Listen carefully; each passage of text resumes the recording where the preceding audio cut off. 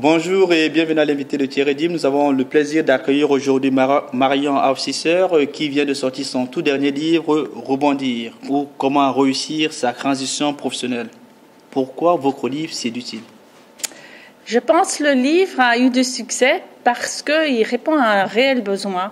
Il n'y avait pas en français un livre de self-help, donc de guide pour s'aider soi-même, pour la transition de carrière, qui est basée sur une approche assez psychologique, il faut le dire, qui est la transition de carrière avec l'approche cognitive et comportementale.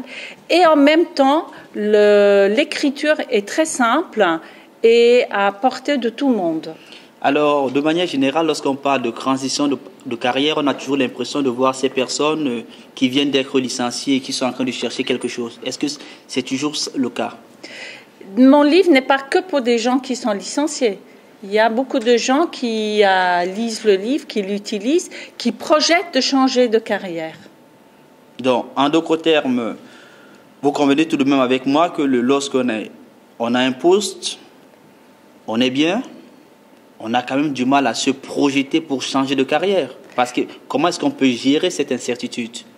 Aujourd'hui, je pense que chacun doit gérer sa transition de carrière, la gouvernance de sa carrière, parce qu'avant, on comptait sur l'entreprise pour le faire.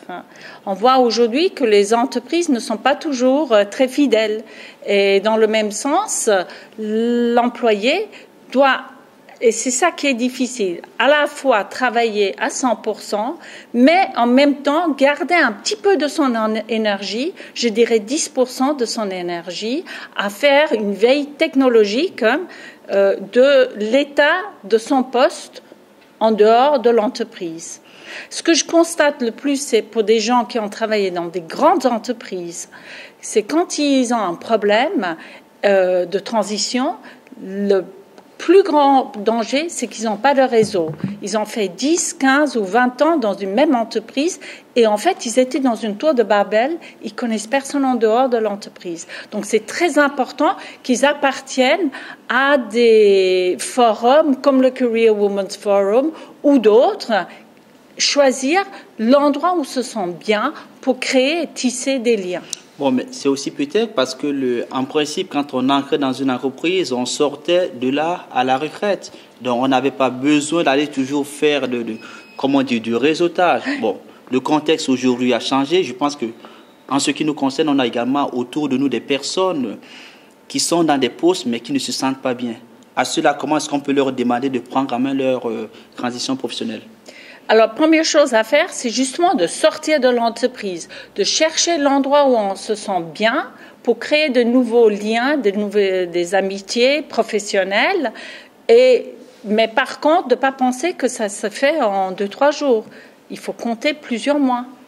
Mais c'est quand même assez difficile de demander à une personne qui est dans la quarantaine ou dans la cinquantaine de le faire. Ce n'est pas difficile. Ce qui est difficile, c'est le changement de fonctionnement. Alors moi, ce que j'ai le plus regretté dans ce livre, c'est que vous vous êtes beaucoup plus focalisé sur ces personnes qui étaient en pleine transition, alors qu'il y a également l'autre partie des personnes, c'est-à-dire qui ont fait leur transition, mais qui malheureusement n'a pas marché. À ces personnes, qu'est-ce qu'on peut leur dire? Il faut toujours analyser, faire un diagnostic, qu'est-ce qui a été fait.